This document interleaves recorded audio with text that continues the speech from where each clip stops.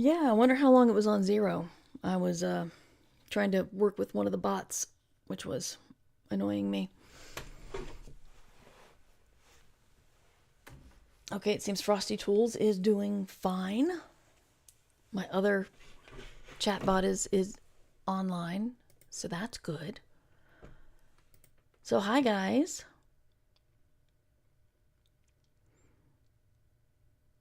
Ian's here, Underpope is here, and Lee is here. Hello. Um, yeah, I've been having as I mentioned last week, there have been a lot of lessons and stuff going on with learning about my output for the past 20 years, and I'm trying to do better things with my shows. And I hope this episode will reflect the beginning of that.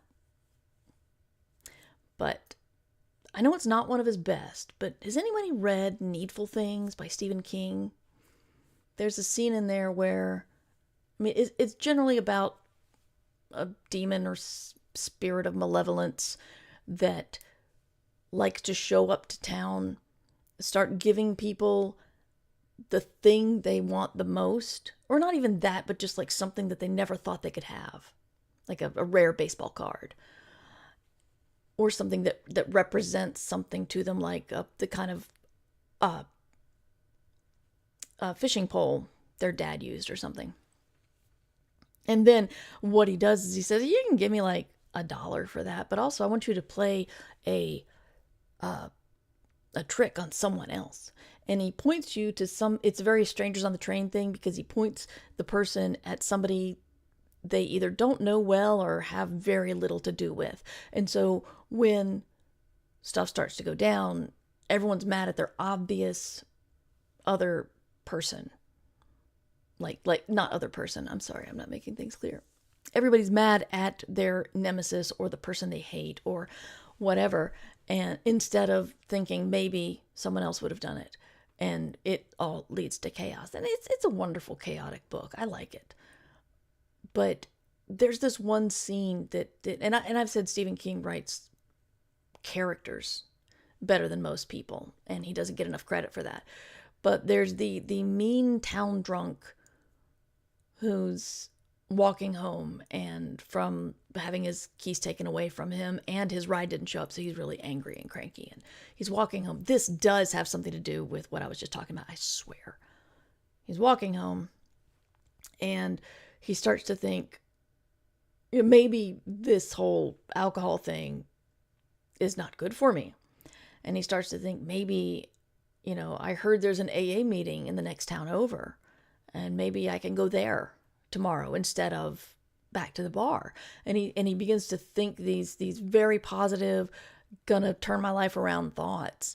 And then he passes by the demon's shop and sees a foxtail. It doesn't matter what he sees, but he sees the thing that's going to completely take his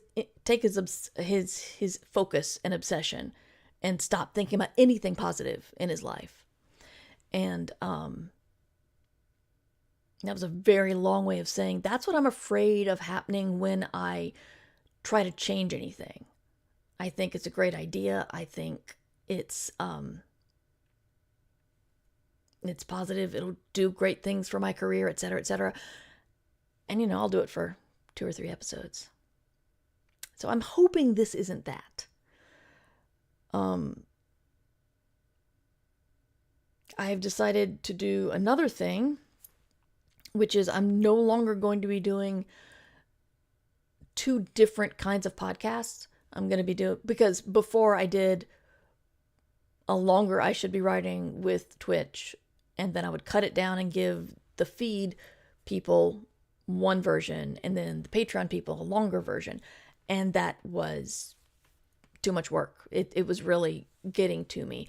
I will still do exclusive stuff for Patreon, but I'm not going to be flipping it between, I won't be reproducing it in a slightly different format to send to Patreon. There will still be the Patreon feed, no ads, early episodes, all of that will be the same. Don't worry about that. But I'm just not going to work really, really hard to changed just a little bit. Sometimes it was a little bit, sometimes it was a lot, sometimes it was half an interview. But it's just too much right now.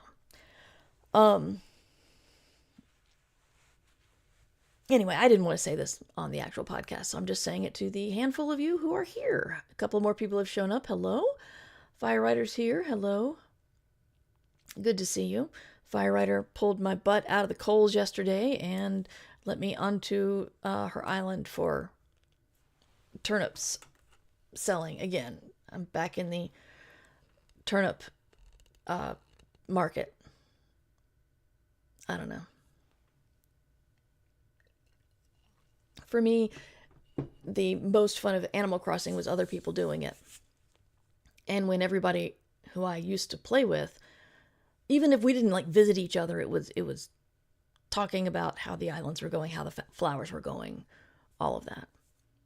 But you know what? I told people on social medias that I was going to be streaming a writing podcast today, so we should probably get to that, huh? Bells for everyone. Yes, indeed. All right. This is I Should Be Writing, Season 22, Episode 4. Hi there. Welcome to I Should Be Writing. This is a podcast for wannabe fiction writers, and I'm your host, Mer Lafferty. I have published 9 books and been nominated for several awards and been podcasting for over 20 years. And I try to give my credentials so you'll know that I maybe know what I'm talking about, because you should always check when you get advice online where it's coming from. I like to start with talking about how I'm doing, and it's been not a terribly good focus week for me. I have gotten some things, I've dealt with a couple of admin things that I think will make things going forward easier. You know, when you have to like take an entire day to fix something that will make every other day better. So I'm hoping I did that. And there will be no show next week. I have a family obligation I need to do, so I will not be in town. And yeah, I think I just today I wanted to write, but I also remembered I was going to make a better show for you guys. So I spent a lot of this morning working out some things, which isn't putting writing first in my priority, so that's something I still struggle with. But hey, we are all a work in progress, right?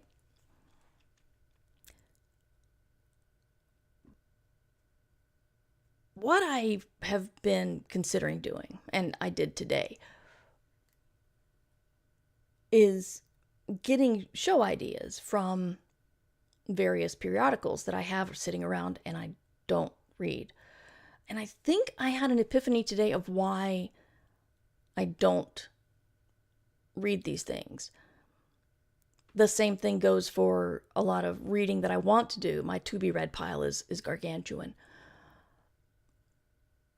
Last week I mentioned something about how I felt like I needed to sneak up on my podcast and just do it instead of preparing for it. And I realize I know that it will take an investment of time to read the article and to glean something from it. When I read, I usually get hyper-focused and I will just read and disappear in a book, which, was great when I was 15. And I think I shy away from that because I'm like, do I feel like I have the time to focus on that thing that I know will make things better? And so today I did that. I got an old, which one was it? They're like almost identical, I swear. Which one was it? Writer's Digest. Got an old Writer's Digest article, magazine, and started flipping through, and I found something. And I thought it was going to be me being derisive and saying they were wrong. But Instead, I read something and learned a lot, which I think we can all learn from. So, I am going to be talking about writing contests, and I've talked about them before. And now we're just going to be talking about, have I changed my mind? And the TLDR is yes. I mean, you guys can leave now if you really need to. The answer is yes. And that's about it. Writing contests, my previous thought was, if you want to win a writing contest, you spend money and you write a story and you send it in, and one person or a very small number of people will win. And you don't know what you win. Usually it's something like a copy of the periodical or publication on their website. And when you submit a story to a magazine, you write a story, you submit it, only a few get picked, but you don't spend money. So if you think you're writing something good enough for a contest, why not just write it for a magazine? That was my previous thought. And I mean, there are contests that try to do rights grabs. If you submit to them, then they have the right to your likeness, your story, other right, film rights, whatever. They'll grab whatever they can. That's not great. Other things, and this is not a writing contest, but this is either the Webbies or the new podcaster thing they have. It's not new, but it's newer than the Webbies, because they contact me every couple of years and say they'd love my podcast to be like on the ballot. It costs money. It costs a lot of money. And I look, and they have massive big name sponsors. And they proudly say how many people are nominated or win or whatever. And so I did the math of how many millions they were making. Because I don't know how much they're making from the sponsors, but I know how much they're making from the actual people who run the shows. And that's like $300 to $500 depending on the show. So no, hell no.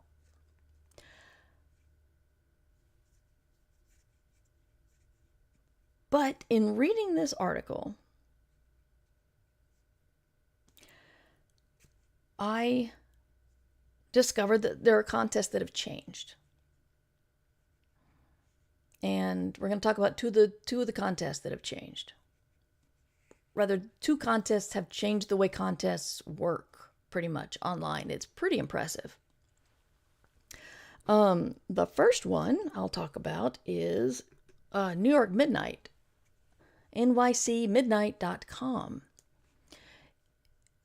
This is a group where they run these rolling kinds of contests. They'll have contests of screenwriting, microfiction, flash. I forget all of them. But actually, oh wait, I had the website, didn't I? Yeah, there it is. I don't know if you guys can see that, but I did pull it up. But they have these rolling challenges that are, here it is, 100-word microfiction, 250-word microfiction, 500-word fiction, flash, rhyming story, scary story, screenwriting, and short story. And they only seem, they start each contest many months apart. So right now, upcoming is the microfiction challenge, the 100-word microfiction challenge. What they're working on right now are different stages of the other contests. So unfortunately, I didn't find out about this before February 13th, because that's when their screenwriting challenge went. And their screenwriting challenge is like 10 pages. It's not like a full feature film thing. But there are several tiers. So you get past the first tier, the first stage, you go on and they'll give you another challenge to write. They give you the prompts, and apparently the money is good. They give lots and lots of money. And They specifically say they don't write, or this, I'm trying to speak while I'm reading. That's not good. They specifically say they don't do rights grabs, and they have a thriving community, and it's really interesting. You've got the calendar here where they say what's going on right now. The Screenwriting Challenge first round is going on right now, and they're on Scary Story second round, and then the final round is coming up, and then the entry deadline, it's got all of these things are staggered through the year. And it's impressive. You know, I looked at the requirements, and let's enter the microfiction. I'm not going to enter the microfiction. I'm just looking at the registration. It is $30 until the deadline, until the early entry, and then $36 before March 20th. And you can get a discount for posting on social media. And they donate to charities. So here's what I realized. And it's kind of funny because I believed so much in this for NaNoWriMo, and I never ever thought of it for contests. With NaNoWriMo, some people are just like, I write every month is NaNoWriMo. I'm always writing. Why are you being so special and doing it in November? And I gave people, I agreed that it gave people a sense of camaraderie, other people doing the same thing. It gave you a community to talk to about what you were doing, and it gave emotional support. These contests seem to do the same thing. They give you prompts, and a lot of people get, as we discovered when we were doing the Kick in the Pants workshop, you get,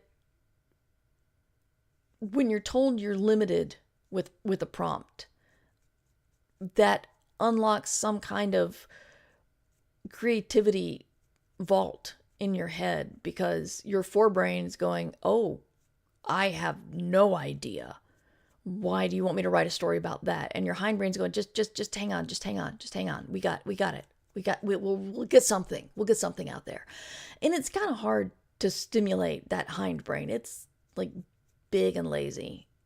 And I think it's very, very strong in most creatives. But learning how to tap into it is the challenge. And then there's just the, when you think you want to write a story about X, and you don't have people doing the same thing, you don't have a community, and you don't have anybody saying, come on, little camper, you can do this, you may never finish it. Whereas if you have all of those things, you're more likely to finish it, and more likely to get, the I finished something little dopamine hit. So I thought, doing this research, I looked and I thought, okay, that's cool. I'll admit that's cool. And then I realized maybe I should check out that other website they mentioned in the article. And that is called, Writing Battle. And this one it might be too much, but it looks kind of fun. I hate to admit it. It's a writing battle in 4 steps. You choose your class, and your class kind of gives you your genre. Then you get writing prompts. You write your story. And then you give and get feedback. they have different levels of contests. There's the peer voted contest, and then there's the judge voted contest. The judges include Ken Liu and Shelby Van Pelt, who I haven't read her, but I see Remarkably Bright Creatures on every featured desk on every bookstore I go into, and it's about octopuses. So I can probably guess that she'd be a good judge. And then there are several others, but it was Ken that really stood out to me. And again, the battles run about $20 to $40, depending on whether you get there early or you do the professionally judged battle or the peer judged battle. The cash prize pool is large. Like $30,000 are the pool, and the professionally judged one, $10,000 for the peer judged. And then they got the information on the pro judged rules versus the peer judged rules. And here's what excited me about this. People have asked a lot lately. They can't find a writing workshop. They don't know how to do it. And I will fully agree. I had a lot of trouble finding a writing workshop when I was starting out. But I found the Online Writers Workshop, OWWSF. I can't even remember. I don't even know if it's legit anymore. But you had to pay it to join. And then you got behind a password wall, paywall. And then you did your story and you critiqued other people's stories, and you had to do 4 critiques for every story you submitted to make sure that, you were pulling your weight. And it did that whole thing of, it gave a community. We were often, not writing the same stories, but we were started to keep up with the people you worked with. And this sounds like that a lot, because there are peer judge things. There's comments. There's, except this one, you can actually get cash back. So I think this is pretty amazing. I tried to look at the whole site, and it's the kind of site that blocks half of it for, as members only. So I couldn't even see what they have. I'm trying to figure out the difference between the forum and the tavern is my big thing. But again, when you look at the rules, you got the official rules agreement, the rubric, and all that. What the entry fee is, the schedules. Do they grab your rights? There's a dueling thing. That's interesting.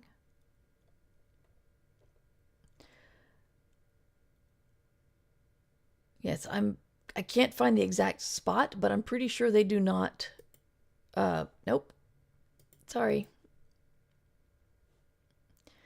Pretty sure there's no rights grabs. So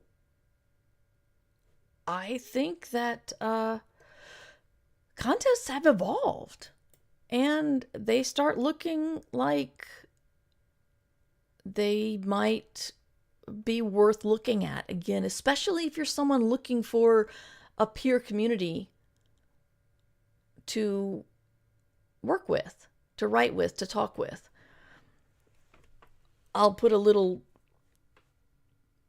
ad for myself in here saying that we do offer a Discord, an exclusive Discord for people who support via Patreon at patreon.com/MightyMur, but we don't do prompts, and anybody who forms like a writing group, that's their own creation. we don't have anything official going on. But I think this looks pretty good. I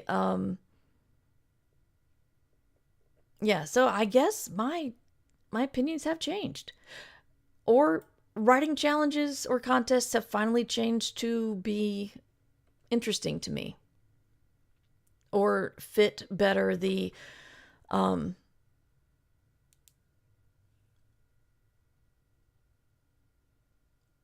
the way creative work has evolved with the internet. I think contests are catching up. We've got an ad break coming in and I need to check something online. So can I make it happen? I'm going to try to make this happen. We'll see. If someone could let me know, that'd be good. I have pushed the ad break button, hoping I would start the ad now. And it says it's in progress. Okay. I'm going to check a couple things because Kay Kimmy asked if yes, good time to get coffee under Pope. I need to check something.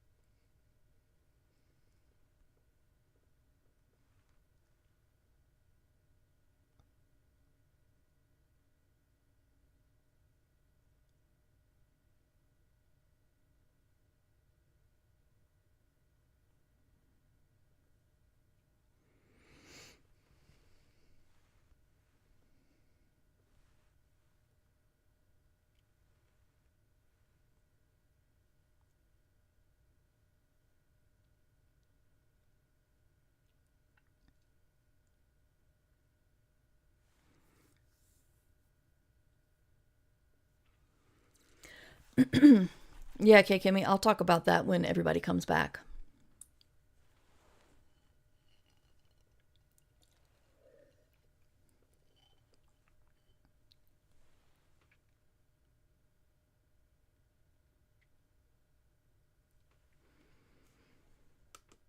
It looks like I have a long ad break. I wonder why.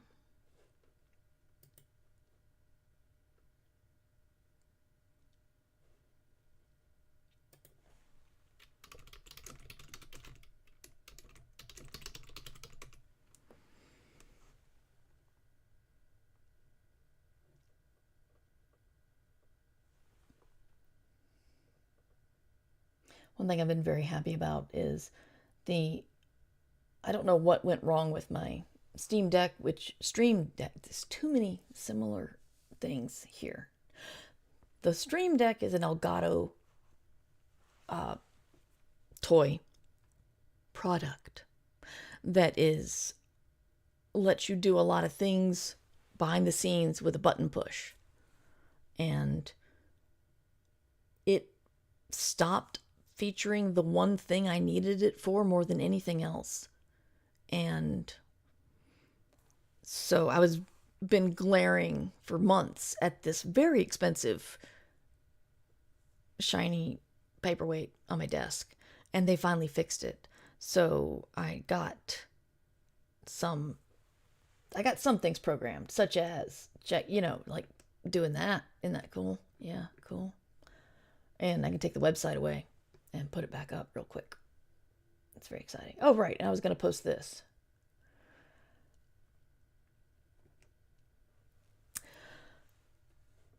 All right. So we are, right. We were talking about the Webbies.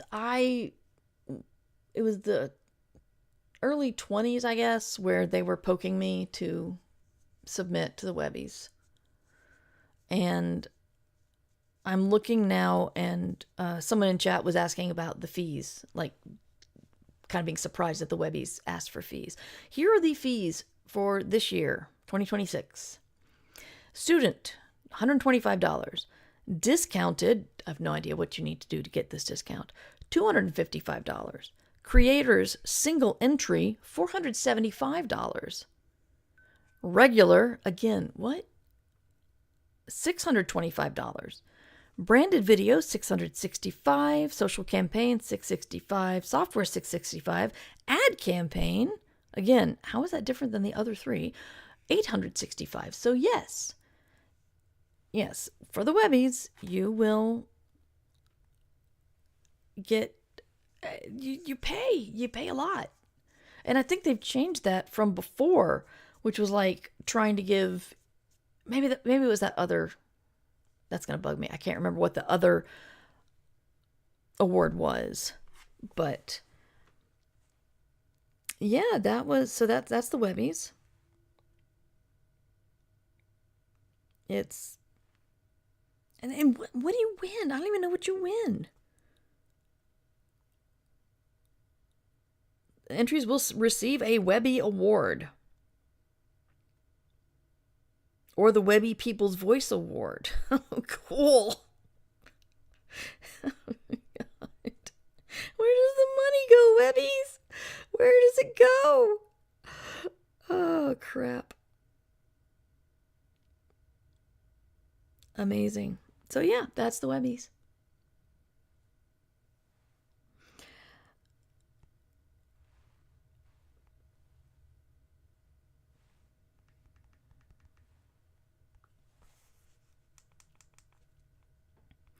Anyway.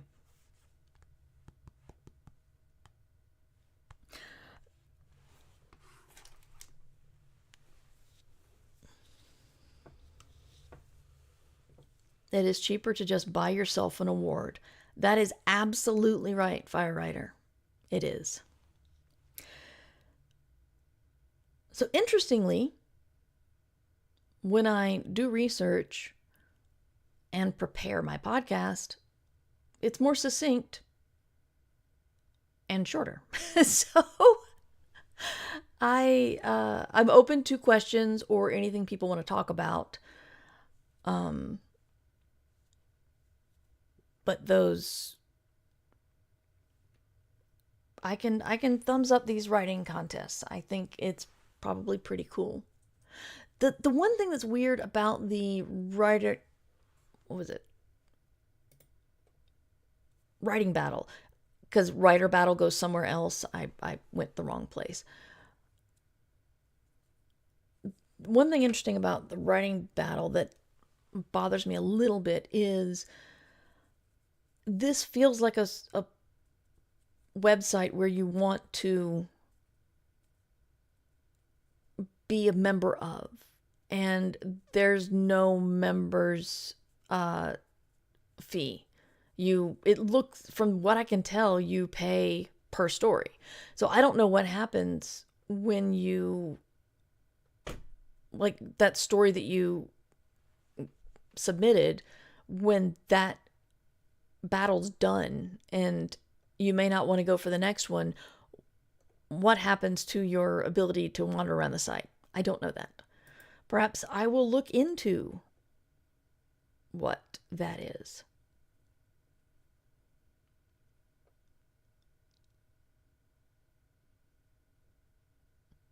So I'm looking at more judges and stuff. I don't recognize any of them. But that sort of implies I know all the authors, and I don't know all the authors. Not even close. So, but they do seem to have a lot of judges. But anyway, if anybody looks into these and decides to take part, let me know. I'm curious how that would go. I'm getting flashbacks to those student honor society things where your parents could pay a bunch of money for a book with your name in it. Yes. Yes. The was it Who's Who, or National Honor Society? No, that was a real thing. I can't remember. My kid was also invited to spend money for a book with their name in it. Have I joined just in time to bring things to a close? Kind of, unless people want to talk about something else. I actually, as I said, I did research and made notes for this episode. So the downside is it's tighter and more succinct for, which means it's over shorter, over sooner rather. But anyway, the long and the short of it, Crystal Briar, is I have changed my mind about writing contests.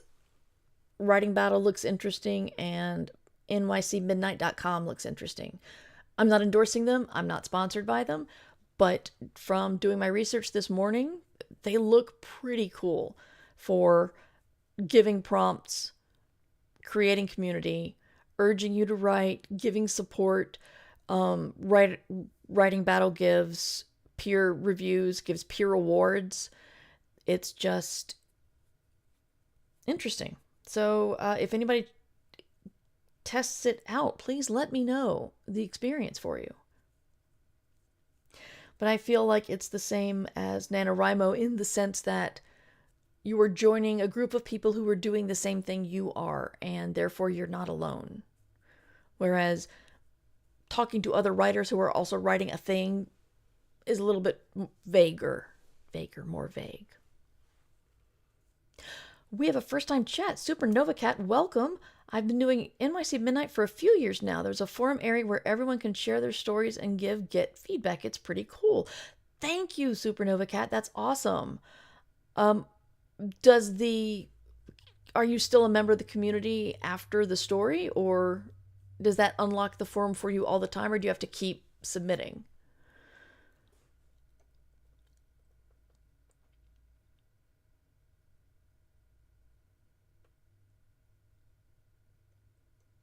All right, we actually have some questions. I'm going to give Supernova Cat a moment to reply if they're still around. I hope they are. We got two questions. I'm going to go with Valerie's first because it's not a question. It's just a bit of news. SFWA mentoring program apps are closing soon, and that will get you in touch with a member of a veteran writer in SFWA. You do not need to be a member of the Science Fiction Writing Association. You can just submit your application and meet up with your mentor, and I think most people talk about once a week for 6 weeks or so. That's I've done it as a mentor a couple of times. It's pretty interesting. I hope I helped. But yes, I'm assuming that would be the SFWA site. I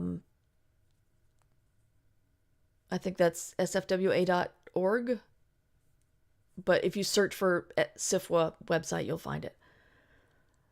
So, Underpope asks, has anyone actually changed a POV character in a novel? Because that's what I'm doing, and it's painful.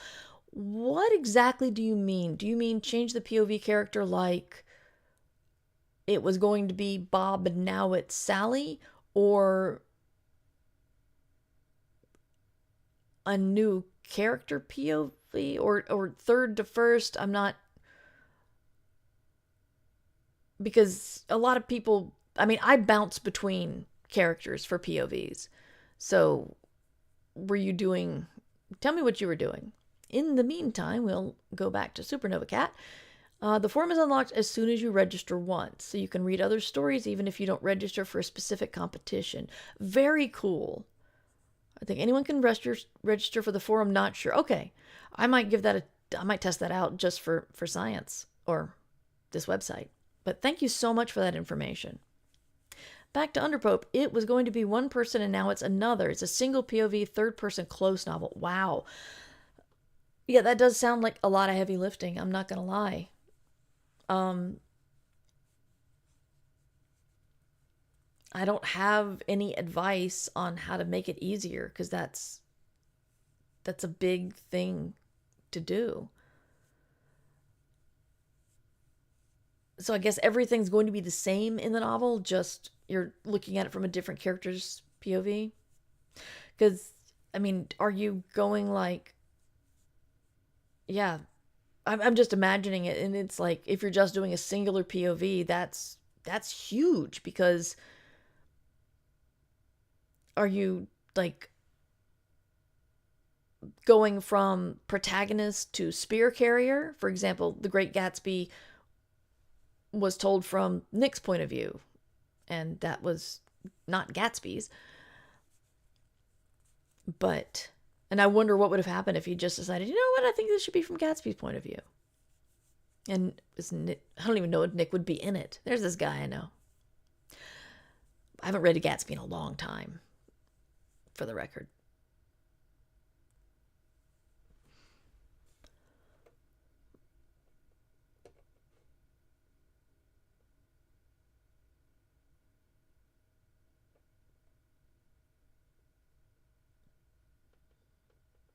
The kids are asleep changed from single third person POV to dual first person once, and it was a lot.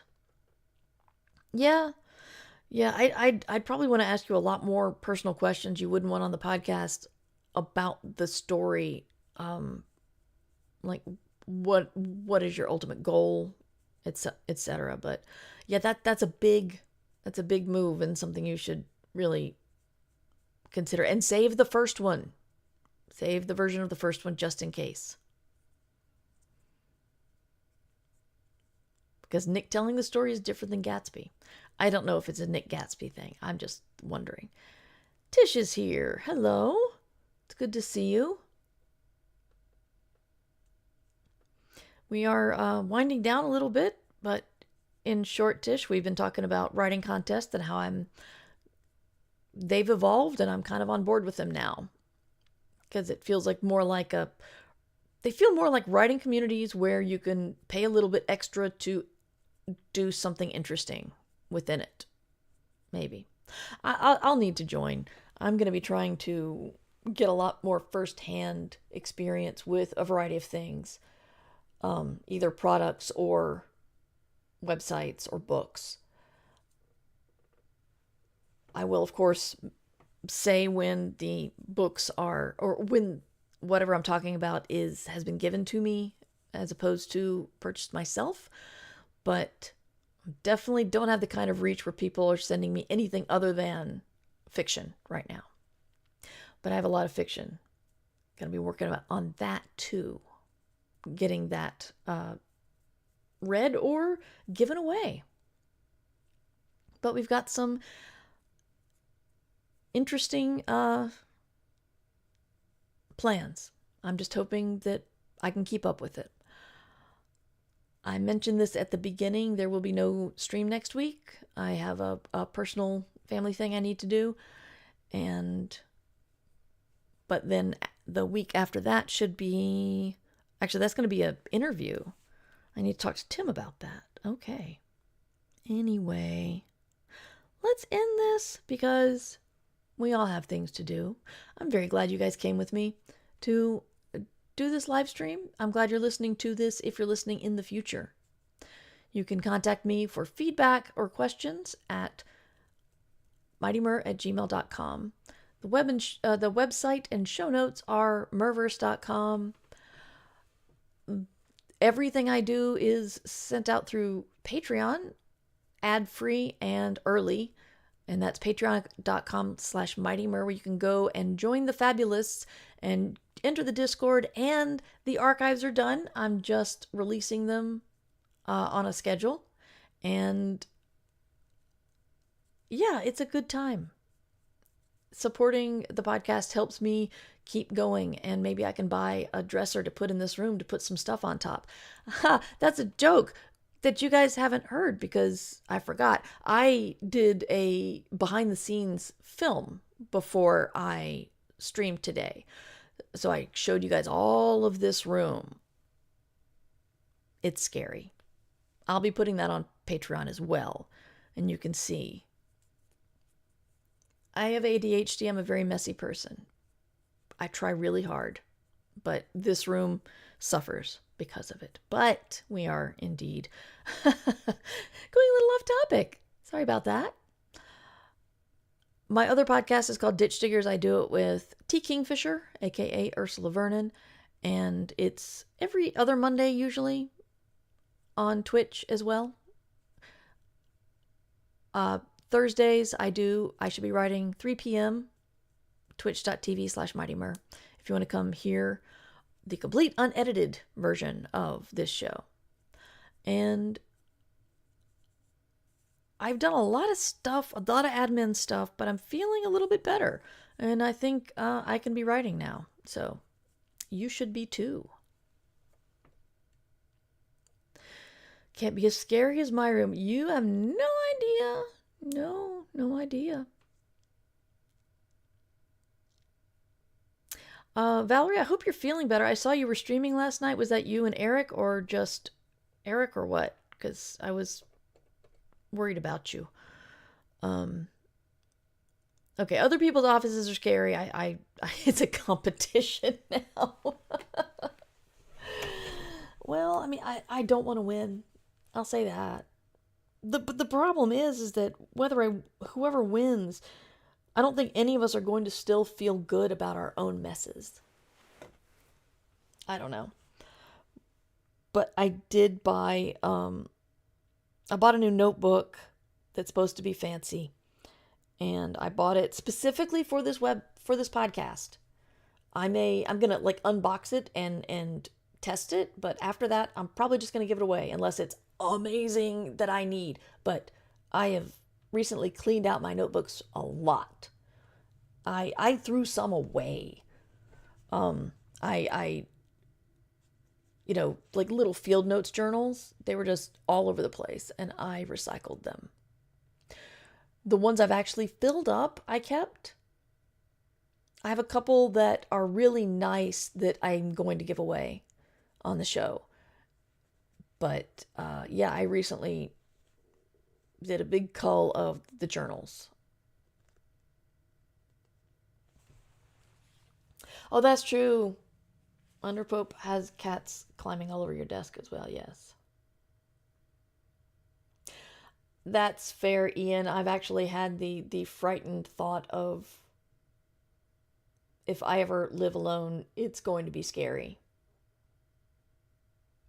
It's just, I will need to not. I don't know what I'll need to do.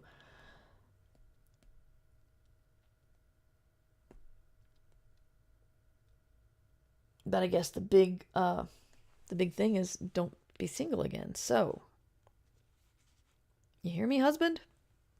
Yeah. Because that's how you stay married. You grumble at somebody.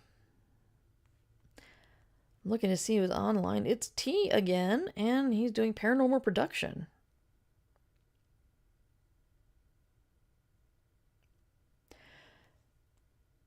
T does fun ghost hunting things, so we will go see T.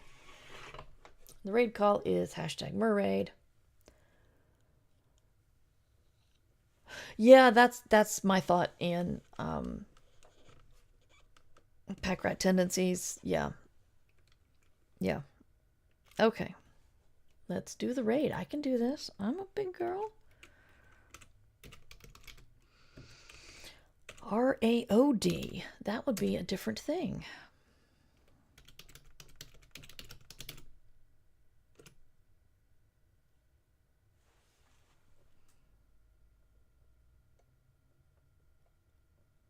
I didn't see if the kids are asleep. Answered me. Anyway, I hope you're feeling better, Valerie. No, lolsab, I'm in bed though. Good. I'm glad. I'm glad you could join us. I'm glad you're in bed. So go get some rest, get some tea or soup or something. And yeah, see you guys in 2 weeks. I need to talk to Ursula. We may do a Ditch Diggers next week. I will see. But thank you guys again. We're gonna go see T now.